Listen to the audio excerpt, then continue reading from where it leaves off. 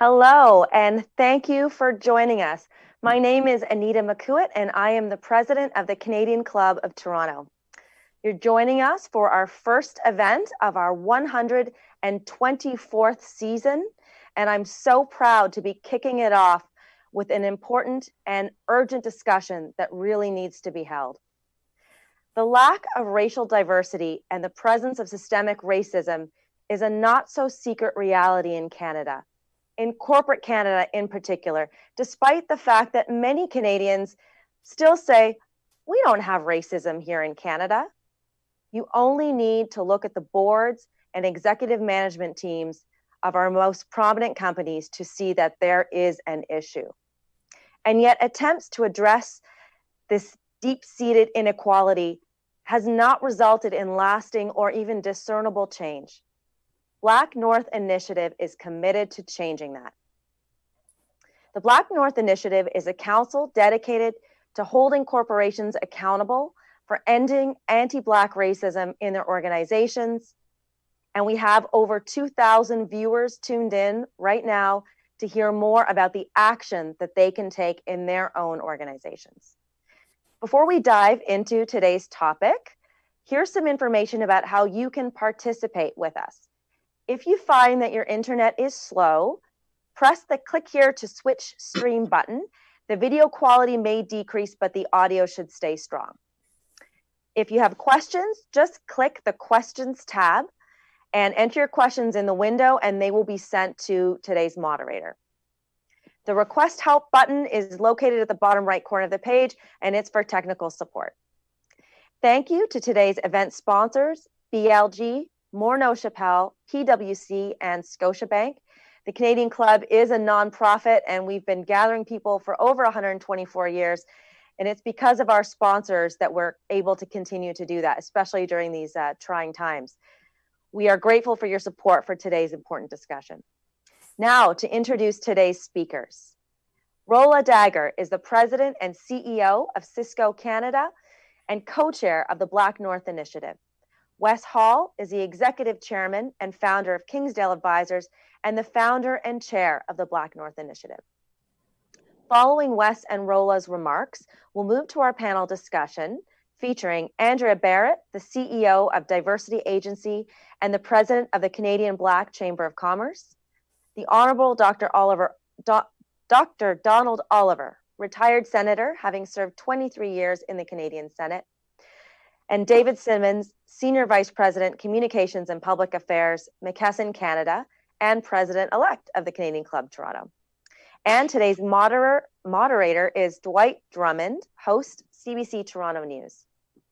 One of the club's traditions that has not changed in all of these years is that we start every event by making a toast to our country, usually done in person with the clinking of a glass. Let's make a nod towards the screen, and if you've got a glass nearby, raise it and toast to Canada. To Canada. Canada. Wes and Rola, I will turn the Canadian Club podium over to you. Anita, thank you so much, and certainly appreciate the opportunity to speak with everyone today and talk a little bit about the BlackNorth Initiative. So the question on everyone's mind is really how this thing came about and how did we get here? We got here because of the fact that, Black people over the centuries, quite frankly, in this country have been treated poorly. But the situation that happened with George Floyd, which is a combination of us being cooped up as a result of COVID-19 and seeing the humanity that's happening around us in terms of how we treat our elderly, the way we treat our poor, and in particular, the way we treat Black people, it really came to light as a result. And we really saw something that was really horrific, which is the murder of someone in broad daylight in a very gruesome way. And it looks the person committing the murder was someone that was sent there to protect him. And essentially, he was murdered in a way whereby the person doing the crime was actually supported by others. And it looked like he could have been smoking a cigarette while he was doing this crime. And so any decent human being looking at that situation would be affected by it. But imagine if you're from that race or if you're from that religion and you look at that, how much more of an impact that would have on you, seeing one of your fellow member of your race or your religion being slaughtered in public. But it's not the first time it happened. It happened consistently. So what happened in my case was that I was busy managing through COVID-19 like everybody else, and dealing with all the different issues surrounding it. I was on the board of, I'm on the board of a number of foundations, and we had all these board meetings that week.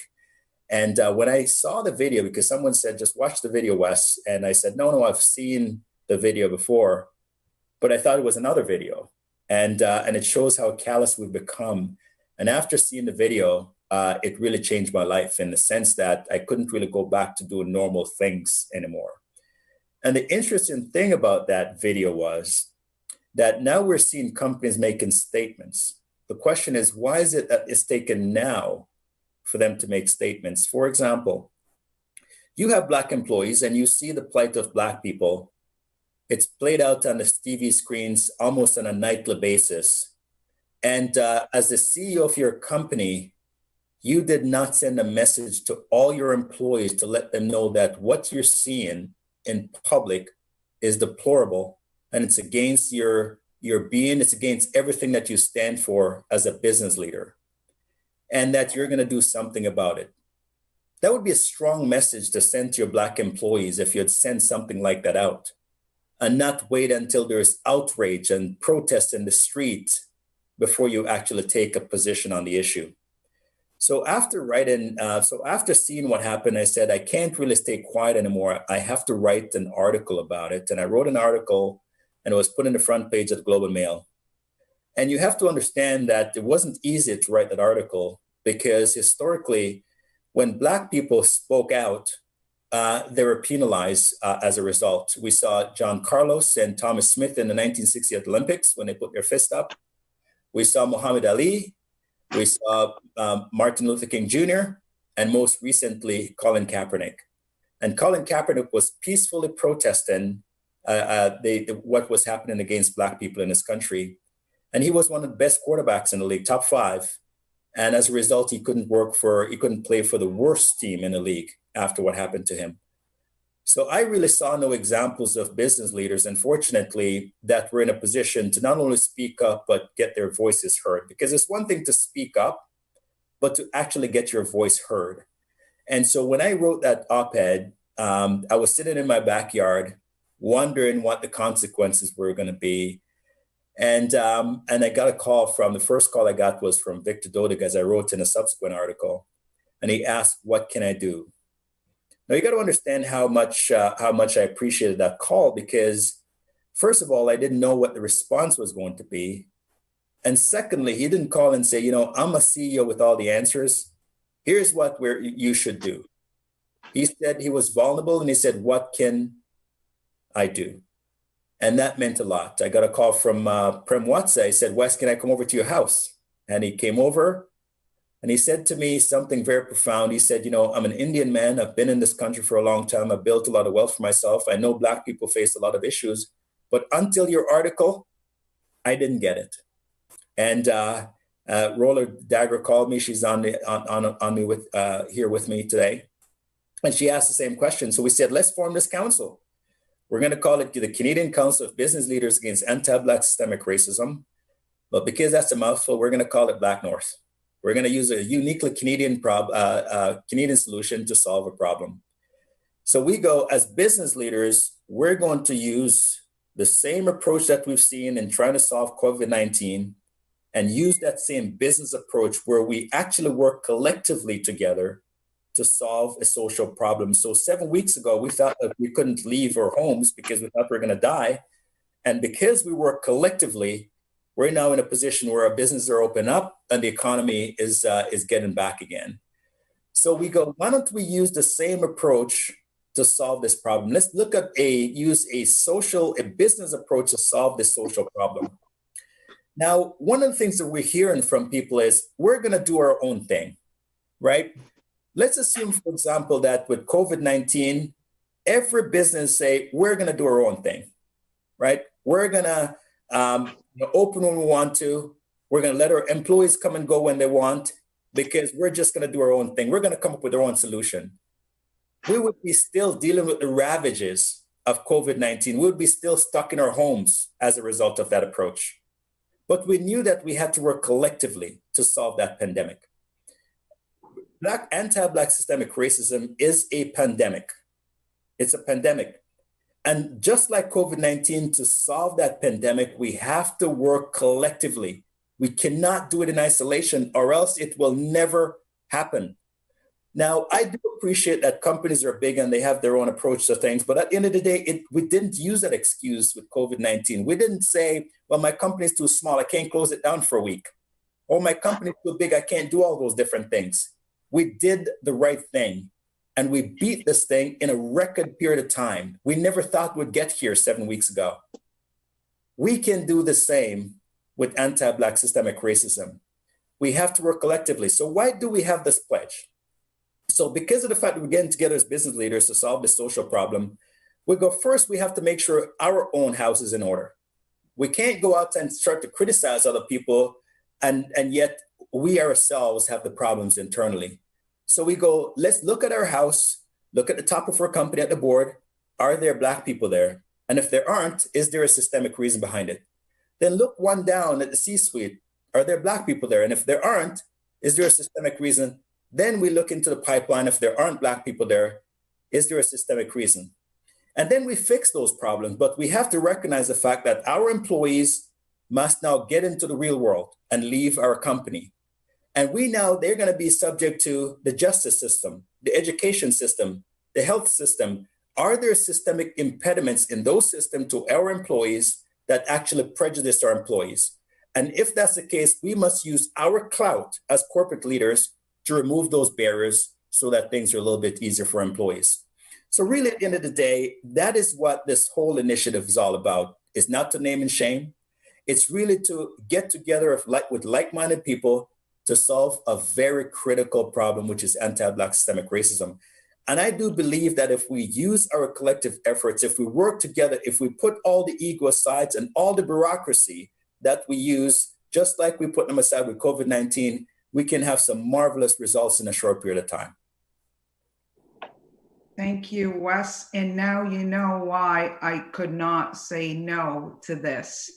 And I am part of this amazing, amazing movement and initiative. So thank you for having me, Anita, and welcome to all our viewers and listeners.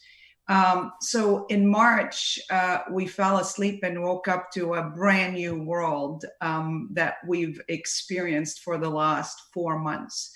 If you have told me last year I would be spending half of 2020 in a virtual world, I would have never, ever believed it.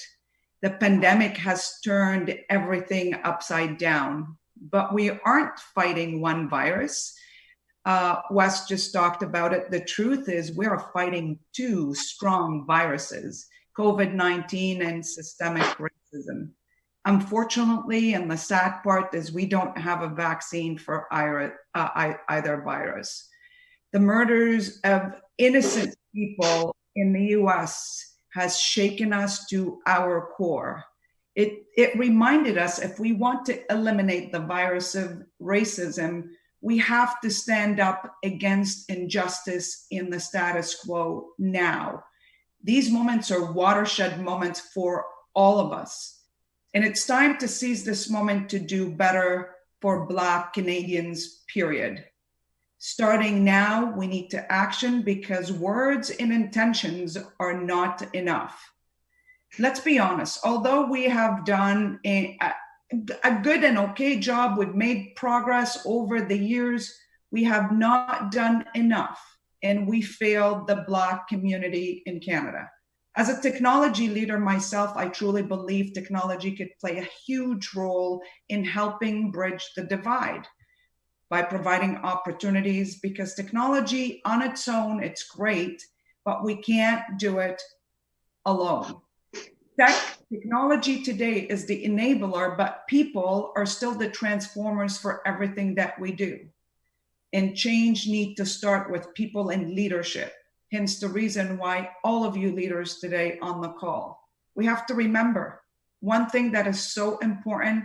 If it's not your struggle, it does not mean it does not exist.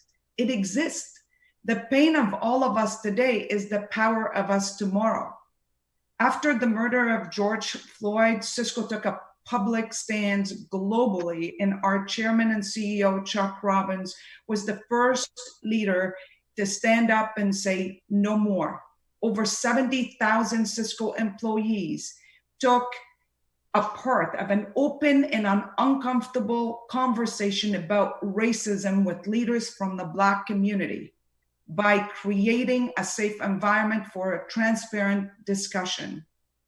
And I tell you, at Cisco, diversity is not a box we check. We don't just pay lip service because we believe in full spectrum diversity, because it's not just the right thing to do. It is absolutely the smartest thing to do for any leader, for any business, period.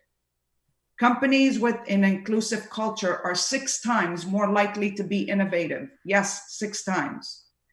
We unveiled our new purpose a few weeks ago, and I absolutely loved it with passion, and it is to power an inclusive future for all. And we believe there's 4 pillars that could help. Number 1 is, how do we provide technology to connect the unconnected? We look at the Indigenous community in Canada. We have been a part of that for almost 10 years.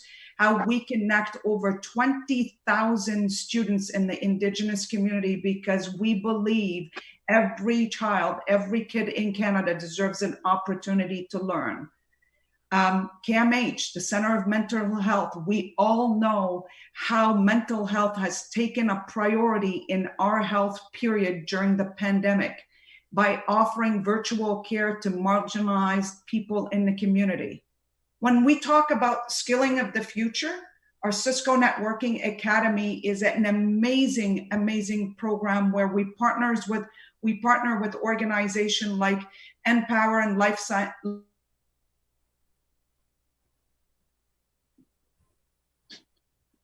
Lifeline Syria to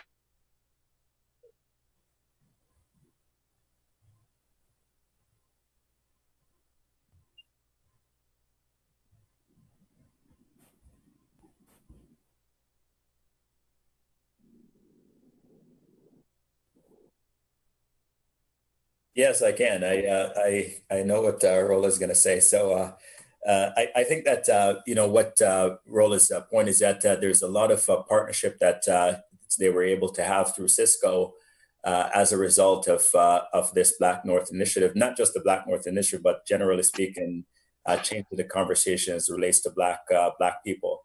But what I want to highlight, though, with respect to the supports that we've been getting from across corporate Canada is... Barrett, did I lose you guys for a minute? There you go. You paused for a second, but we got All right. Sorry about that. I have to tell you guys... about partnership, Rola. You paused the partnership. Yes. I have to tell you guys, I am so proud to be part of this. As a proud Lebanese that came to this country, a proud Lebanese and a grateful Canadian, I immigrated to Canada 31 years ago. I settled into an economy that was set for one demographic only. I fought my way through the system and succeeded, but it was not easy. There was nothing easy about it. But along the way, people of color took a chance on me, empowered me, and inspired me. So we today need to focus on reinventing ourselves and build an inclusive innovation economy. We have to hold each other accountable, and we cannot go back to our original DNA, which is the easy thing and the comfortable thing to do. Leadership is not a title that you have, it's actually an action. Canadian leaders need to act now. Corporate Canada cannot outsource this responsibility. We need to do it together because no one can do it alone. The power of we, just like what Wes talked, is not just me. I can't do it. Wes cannot do it alone. It's we, because the Black community cannot just do something on their own. The NGOs can't do it. The government cannot do it alone. It's all of us. The work we're actually doing at BlackNorth is not easy nor comfortable. But I have to tell you, comfort and growth do not coexist. With my title comes a platform, and I'm using this platform to create a better Canada, and should all of us. Our past should never define us, but it can help us shape our actions. We need to learn from the past, edit the future. And my ask today with Wes is for all of us to get comfortable with being uncomfortable and join us in powering this transformational change. Remember, that's what I love about Canada. That's what I love about awesome leaders, is we own the pen to write our future, but we own the editing rights every day to make Canada a better place for our next generation, period. And now I'd love to pass it on to the awesome Dwight. Over to you.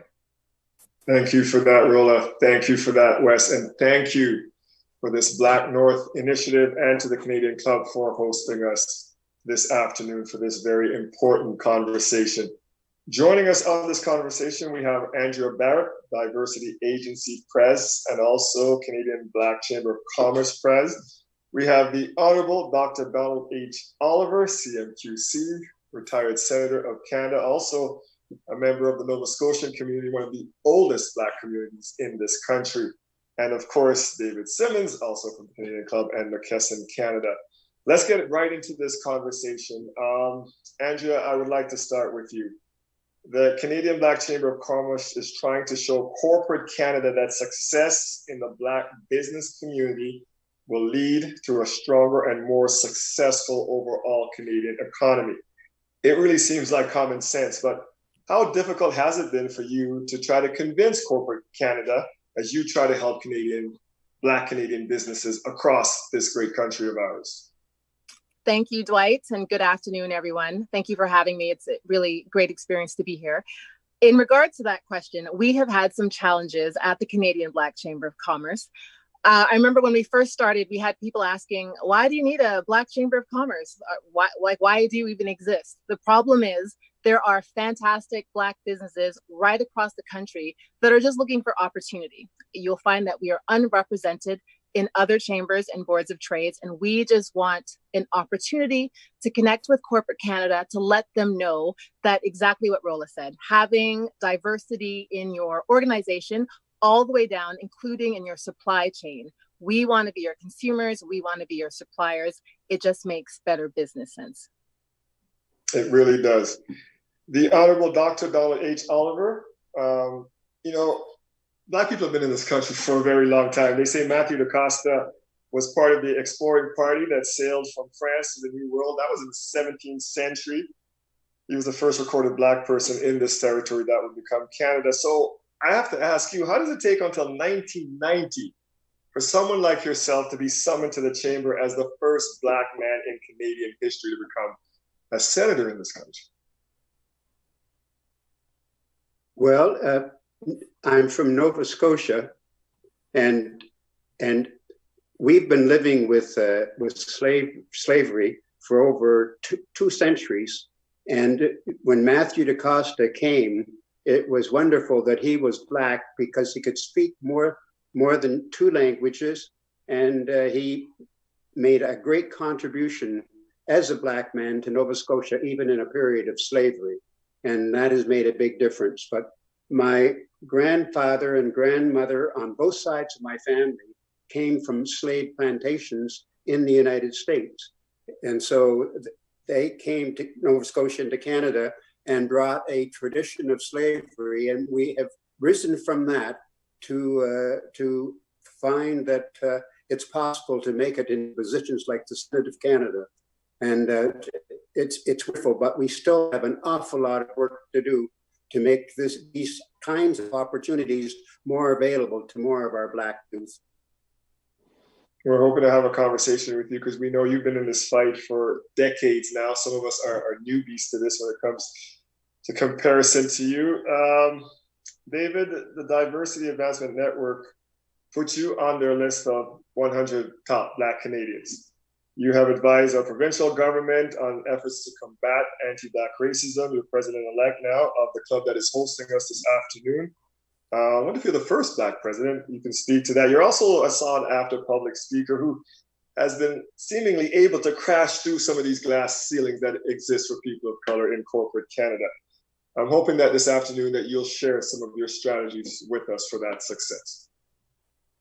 Thanks for the question, and thanks for everyone who's joined. I'm not the first Black president, thankfully. Marianne Chambers was president. Oh, that's right, from Scotiabank, yes.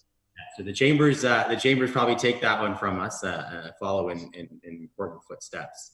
I think when we think about navigating corporate organizations, some of the best advice I got was from leaders who were different. They weren't Black, but they were different. And they came to me and they said, we see something special in you, and we need you to run into that. And I wasn't really sure about that. And I'll call two of them out. One of them was an openly gay executive conservative strategist. He was president of the Canadian Club, Jamie Watt, said to me one day, you know, if you don't own who you are, then you might as well stop. And if you moderate and mediate who you are, you might as well stop. And he said, I may never understand what it's like to be Black, but I knew what it's like to be the person in the room who's different. And so make that a strength. And then I did. I worked with him, and I was unapologetic about being me because I was being mentored by somebody who was unapologetic about being him. And when I left Navigator, I came to McKesson and I worked for a Francophone female executive who again kind of looked at me, Genevieve, she said, you know, there's something special about you, so I'm going to invest in you. I'm going to help mentor you, and I'm going to speak up for you. I'm going to sponsor you. And I think to executives who may be on this call who are not Black and thinking about what they can do, sponsorship is a very powerful tool in corporate organizations. You know, I look at someone like Rola. She has the power to pound her fist in a meeting and say, I'm going to take a risk on this person. I'm going to invest in this person so they can accelerate their career. And I challenge all of you, as West issued a call around BlackNorth to look for directors and senior executives, we're not going to get there if you don't pull us forward. The talent's there, but you need a magnet to pull us forward. So I'm grateful to them, among many others who've been investing in me, but that's been a key tool, is to be sort of unapologetic about it, but have that sort of safety net to know that there's someone behind you in the process. We have a lot of folks joining us this afternoon. We want to welcome and thank them, and they're sending in their questions already fast and furious here. So let's get right to some of these audience questions. This one could be to all three of our panelists. If you could direct your non-Black colleagues to one resource, book, movie, article, etc., to begin addressing systemic racism, what would it be? Because after George Floyd, I can't tell you the number of colleagues outside of my community who reached out to me, white friends, to say, Dwight, what can I read to help understand? Where can I go to get information? Because I want to be an ally, but I need better understanding. Any suggestions? Well, I have a suggestion. Oh, go ahead. Andrea. All right, I'll just jump in real quick. I love that question, and Dwight, I can completely resonate. After the murder of George Floyd, the Canadian Black Chamber of Commerce, we were inundated with phone calls and emails, people asking questions, looking for help. Always reach out to us if you're looking for resources or information. But I would also want to just point out what was mentioned earlier. Many, many people don't know that Matthew DaCosta was the first Black man in Canada. So I just say, reach out and source reach out to the Ontario Black History Society for information and find out how it all started, where we were, the businesses we started, the professions we were in, how Toronto got to become the great city that it is. So that's my first suggestion, to reach out to us at the Chamber or the Ontario Black History Society. Yeah, the history is there. It is not hidden if you really want to look for it, Senator. Yeah, I'd like to say something a bit different.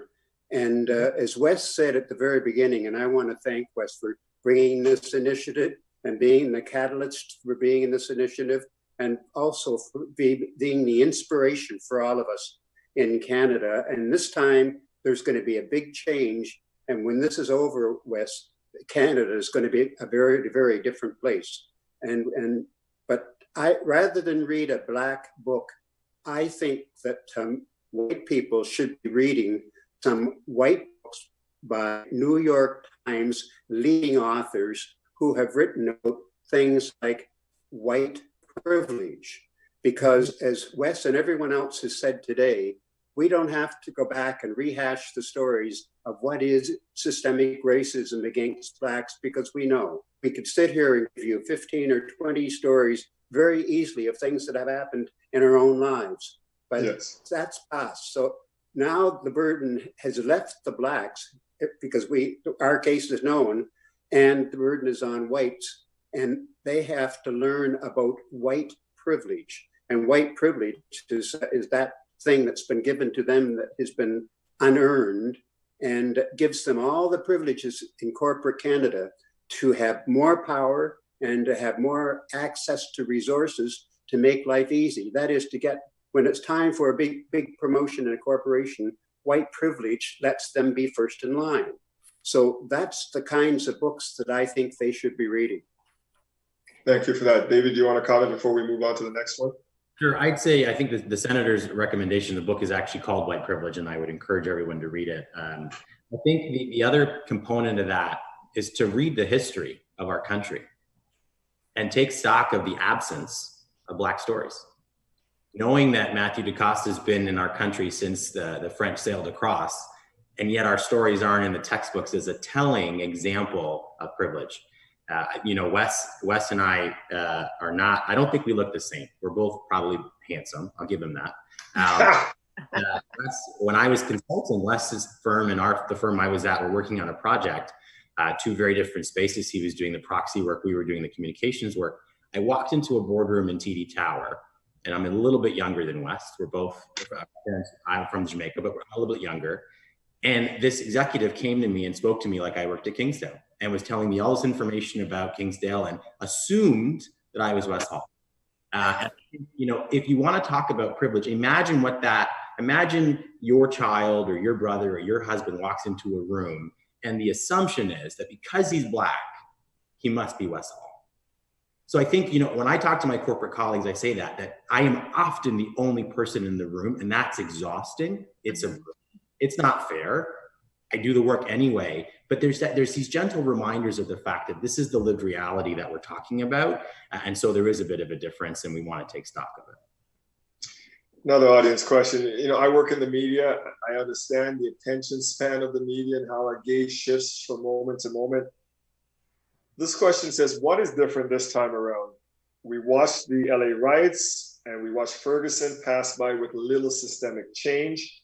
So what is it about this moment in time that is going to change the way business and society deal with anti-Black racism? What is different this time? I'm allowed to answer? Jump in, Russ. Okay, so what's different? What's different is that COVID-19 is different. COVID-19 made it different. COVID-19 opened our eyes and ears to the injustices of humanity. COVID-19 allows us to see that we're treating our elderly very poorly. It allows us to see that we're treating our poor people very poorly. It allows us that we have a significant race problem in this country. And because of the fact there's a combination of us being glued to our television and just watching what was going on, that just go, wait a minute here, was I watching this all along? Yes, you were. You were just desensitized. And, so what's different this time around? It will be the same if we allow it to be the same. If we let this moment pass, then there's a problem, for us for letting that moment pass. So what I'm saying is this, that we are seizing this opportunity and we're not making it into a news cycle, right? We've done an incredible amount of work in 3 weeks, and we have still a lot of work to be done in the future. But I think what happened was that these young people, in particular, young white privileged kids, saw what was going on, and they go to their moms and dads who are in privileged position and go, this is unacceptable. Can you do something about it? And the response from their parents was very disappointing to them. And it caused those young white kids to go in the streets and march, even though they're risking dying from a pandemic, because they go, this is unacceptable, mom and dad. And if you don't do something about it, I'm going to do something about it. And as a result of that, these leaders are paying attention. Now, think about the fact that, if you ask any of these leaders at the very top, if you went to Harvard or you went to Queens or you went to Yale, whatever university you went to, how many Black people were in your program? How many Black people graduated with you? And then you ask yourself this question: why aren't they here with me? Why aren't they here as my 2IC? Why aren't they here as the third person in command at my company? Where are those bright people? Are they just all of a sudden become unambitious? Or is there a systemic reason that essentially streamed them out of these positions? And that's what comfort does to us, right? We forget that we are privileged people while we're rising up. And we don't look at who is going down while we're coming up. And so what this has done to us is to say, let's open our eyes. Let's look at the issue. Now let's talk about it. We've never talked about it before. We as Black people haven't talked about it. Business leaders haven't listened to us because they didn't want to hear it. Now we're talking. Now they're hearing. The question is, are they listening? And the future will tell. It really will. And hopefully this BlackNorth initiative will keep them on their toes as we continue this fight. This next question I'd like to send to Mr. Oliver. And it is something that comes up in our country quite a bit because your ancestors escaped to freedom in Canada. And there is this prevailing feeling that, we are better than the US. We don't have those kind of systemic racism that exists south of the border. So this question from the audience says, how do you feel about assertions that anti-Black racism in Canada and Europe is less prevalent than it is in the US? Is it less prevalent or is it just different? It's just as prevalent, and it's no different, really. And I was born in 1938 and grew up in the 40s and the 50s and the 60s and learned really in those post-war era times just what racism was all about. And when I was growing up in Halifax, for example, young Black children could not be buried in a white cemetery. Black girls could not go to a hospital to get their designation to become an RN. And we had segregated schools and segregated churches. We had Africville. And most of all, in our theaters that had an upstairs and downstairs, we Black people had to be upstairs until a certain woman came along and couldn't look in the face of your $10 bills today and see what happened there. Yes, Viola yes, Desmond. We have racism in Canada just as big and just as strong. And I'm so happy that we're now have an organization that can go with it in a major way. And Dwight, maybe I could just add a comment or two. Slavery was abolished in Canada in 1834, right? It was abolished in the United States in 1865. We have ads in the Nova Scotia Gazette advertising Negro boys for sale and selling chattels such as furniture and wagons and a Negro. So it's not a situation where we're just, if history was taught in school, everybody would know that, right? But our history is not taught in school. So as a result of that, the rich contribution that we give to this society is gone. And the same thing with the Indigenous community. So I think a part of systemic racism and getting rid of it is, first of all, teach us our history in schools. There's nothing to hide from that. We have a rich contribution to this society. Please give us our just deserve. Give us our credit.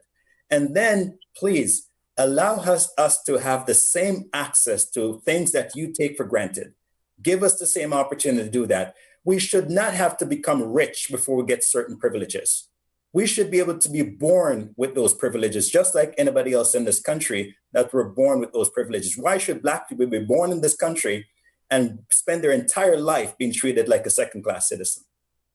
Yeah. We are children of the Commonwealth. Our ancestors paid into this empire with their blood, sweat, and tears. And I always say there's a reason there was a Bank of Nova Scotia in Kingston, Jamaica before there was one in Toronto. There's a reason for that.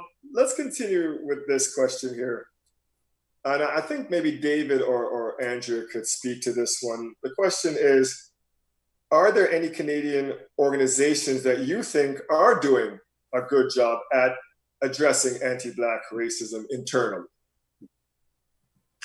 Yes. So that's a question that we've been asked a lot recently. So we know there was Blackout Tuesday, and a lot of corporations supported that initiative on their social media with a blackout, but sort of it just ended there. So we're looking for action. We're looking for companies that have publicly declare they're going to be making changes internally. So when I read Wes's article and the creation of the BlackNorth initiative, completely on board personally, and the Canadian Black Chamber of Commerce is 100% behind this organization.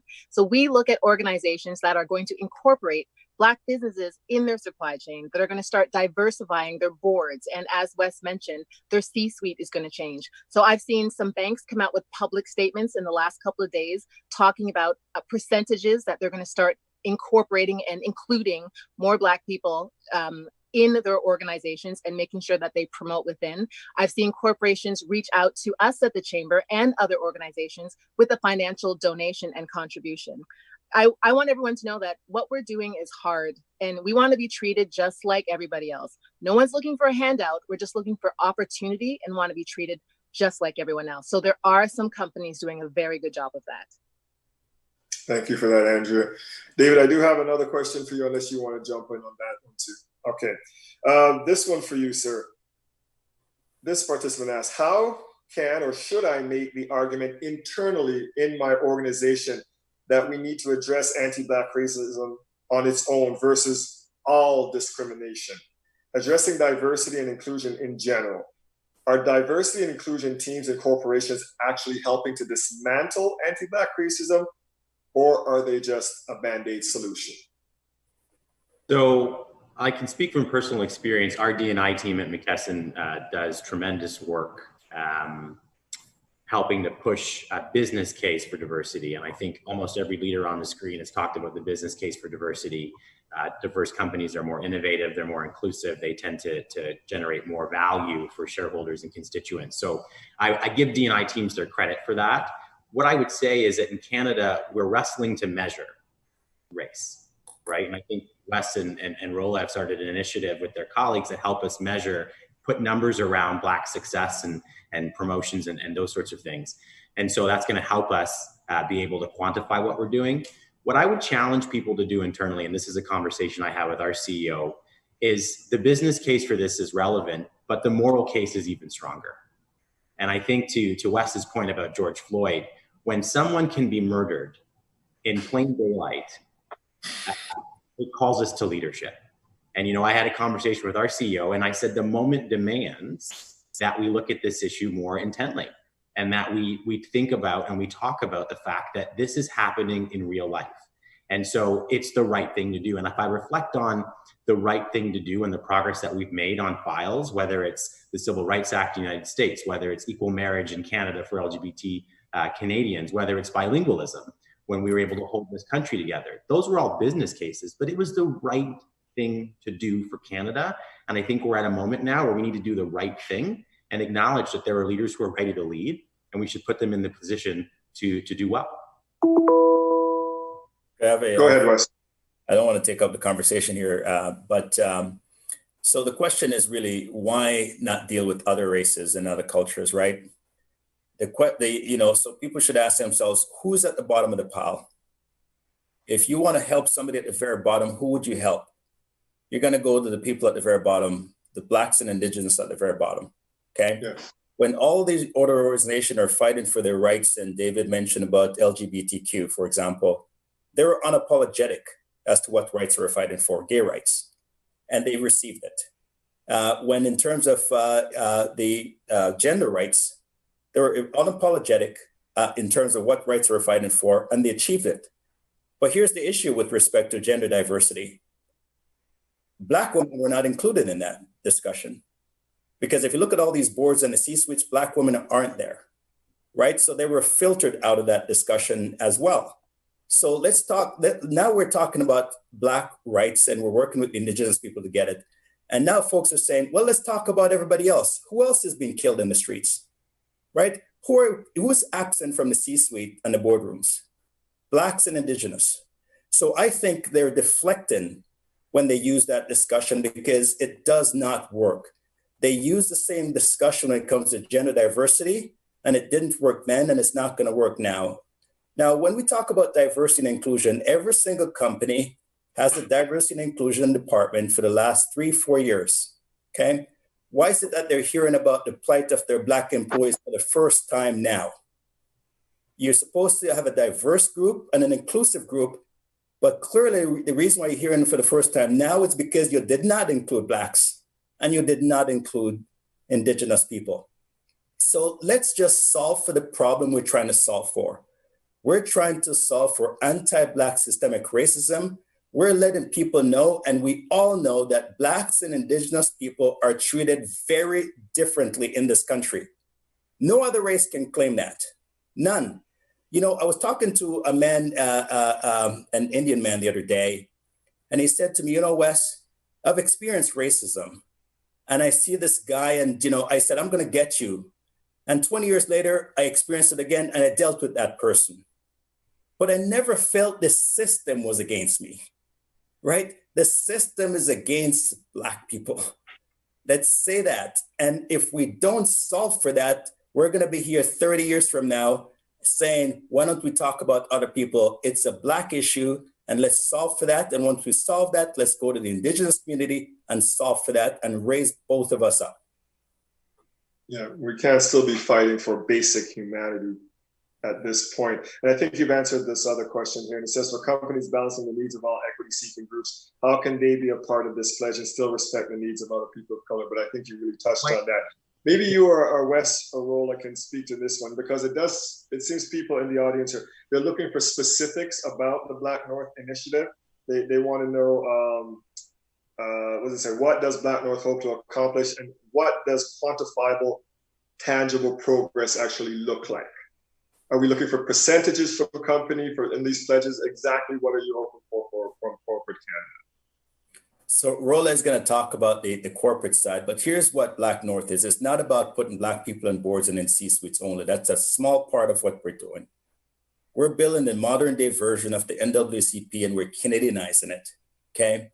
We face systemic racism in every single aspect of this society. When we go get healthcare, we face it. When we go to schools, we face it. When we interact with governments, we face it at every level, provincial, federal, municipal. We face it when we go to not-for-profits. We face it everywhere in our society, okay? So what we're solving for through BlackNorth is to identify all the systemic barriers to racism and dismantle them. The system was set up to exclude Black people. We know that. Let's acknowledge that. Let's now come up with solutions. But what happened in the US when slavery was abolished? There's a law called the Jim Crow law that came into place to essentially replace slavery, right? Now, the same thing can happen in Canada, because once we take one barrier down, there's going to be people who have no good intentions that's going to put some other barriers in place to replace that barrier that was taken down. So that's the reason why BlackNorth has to be a living, breathing organization that is vigilant and will always look for obstacles that are put in the way to advance Black people and work to eliminate it. When I'm dead 30 years, 40 years from now, there's going to be BlackNorth is still going to be here. Rola can talk about the corporate side. So, just lost Rola. I think David wanted some. Had some. It's the conversation. It is. Go ahead. Can you hear me? Okay. Mm-hmm. Yes. Yeah, I'm sorry, guys. This is what happens when they do construction on your street, and then your internet keeps coming up and down. And I've called to get this fixed, and God knows how long they're going to take to fix it. So my apologies about the connection. Like Wes said, it is hard to not do something about this as leaders.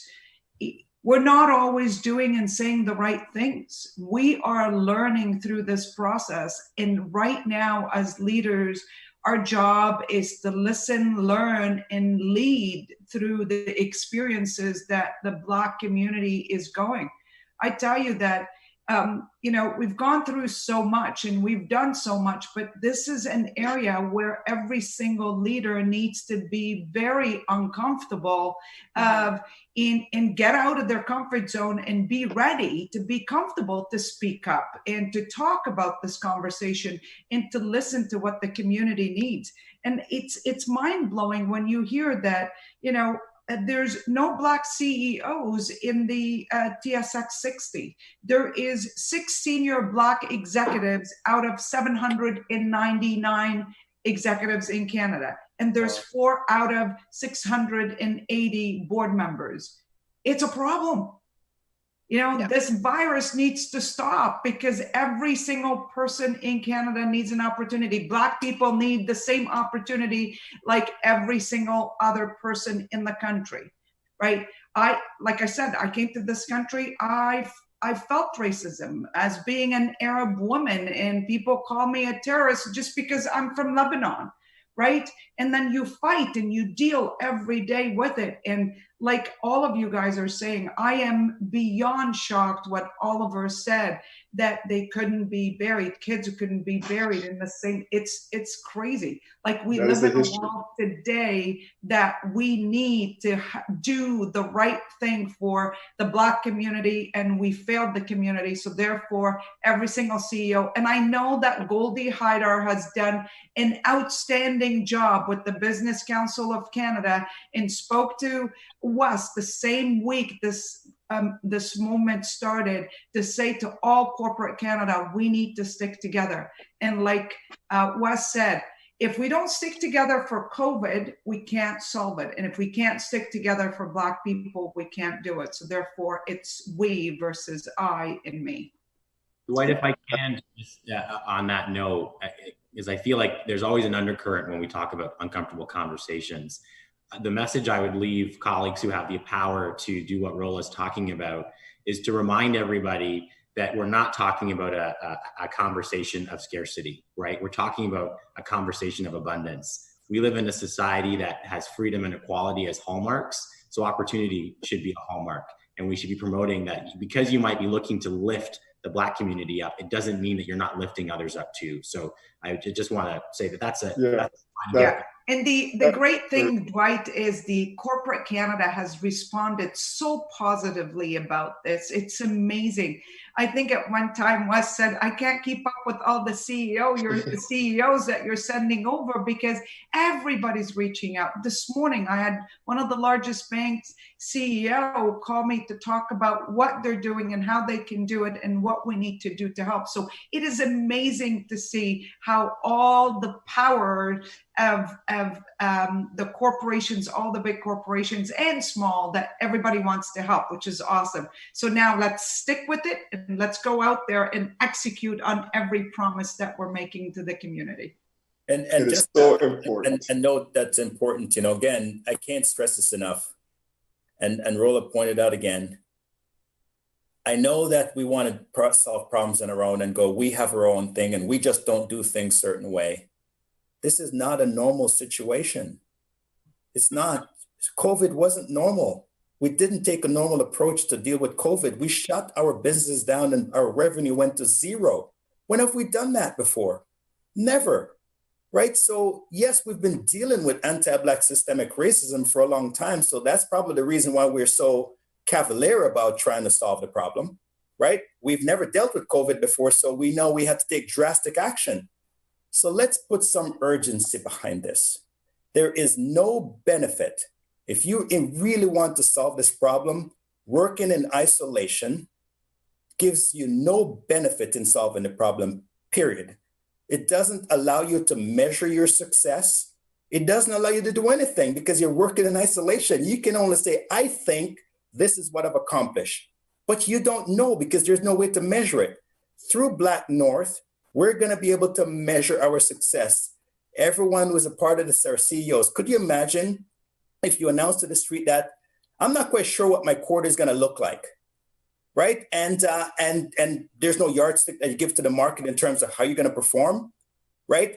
That is what you're doing when you do it in isolation because you're giving the Black community nothing to measure your success against. So it's just empty platitude. So all I'm saying to folks is that let's collectively work together. BlackNorth is new. It was formed to deal with this issue, and it will last only if you allow it to last. If you want it to die, you're not going to be a part of it. You're going to make sure that you starve it of its energy, and it's going to die. But we should want to pump all kinds of our effort and energy into this organization to give it the chance to survive. The Black community is counting on that. And I'm here to help. And all the people that we announced on our board today are here to help. And we want as many people as possible to join in that fight. Okay, and we have some people on our panel today that have been part of this fight. I'm conscious of the time, so I'm going to give our panelists some last words, and we will start with Mr. Oliver. Thanks very much. Look, this has been a useful discussion. There's so much more that we should have said and could have said about next steps, but that will come later. But we also have to remember, even though we're talking about the corporate sector today, we have to include all of Canada. For instance, there are 300,000 public servants in Ottawa and across Canada who make public policies for Canada, who make the laws that deal with healthcare and the other things that are affecting Black people. And so we have to involve the bureaucracies in every province and territory in Canada, in addition to Bay Street and corporate Canada. Thank you very much. Andrea. Thank you, Dwight. One of the earlier questions you asked was what's different about this time? Quite frankly, we're just fed up. It's an emotional time. We're fed up, we're tired, we're frustrated. The BlackNorth initiative is something that is giving us hope and that we are looking forward to participating with. Again, the Canadian Black Chamber of Commerce is 100% behind the BlackNorth initiative. We're looking forward to the opportunity of partnering and working with corporate Canada to make a better Canada. Thank you very much for your time and your efforts. David, last words, sir. I'll be brief. I'll just remind our community of leaders on Bay Street that we know what gets measured gets done. So let's continue to measure our success and our progress, and initiatives like BlackNorth will hold us accountable. And the last thing I'll say is, when I was growing up, my grandmother, I think there's a few Jamaican immigrants on this screen, so I won't switch. She used to tell me it's like 8 up close. And so draw them in. And I'll challenge every white executive on Bay Street, and Rola gave us the numbers, to draw the community in, to come up close. Don't just come and get on bad with us when you like the music and the environment. Come and actually experience, see, and we'll be able to care deeply and make an impact on this. I'm encouraged. Thank you to our panelists for their time. Andria Barrett from the Black Chamber of Commerce, the Honorable Dr. David H. Oliver, CNQC, and of course, David Simmonds from the Canadian Club and McKesson Canada. I would like to now thank you for allowing me to be part of this very important conversation. Thank you to Wes and Rola for their leadership on this issue. It is so, so important to the future of our country. And I'd like to turn things back over to Anita Marquardt. Thanks, Dwight. Thank you, Wes, Rola, and all our panelists for a thought-provoking, inspiring, and at times emotional discussion today. I'm proud to say that my own organization, PwC, has signed on to the BlackNorth initiative, and as have several other companies who want to take action, and frankly, whose employees are demanding action. If you're interested in joining, donating, or supporting the BlackNorth initiative, please go to blacknorth.ca to find out more. Thank you again to our sponsors, BLG, Morneau Shepell, PwC, and Scotiabank for your support of today's event. And thank you to our AV supplier, Van Valkenburg Communications and LiveMeeting.ca for making it possible for us to come together virtually today. Guests, thank you for joining us. Please stay healthy and safe.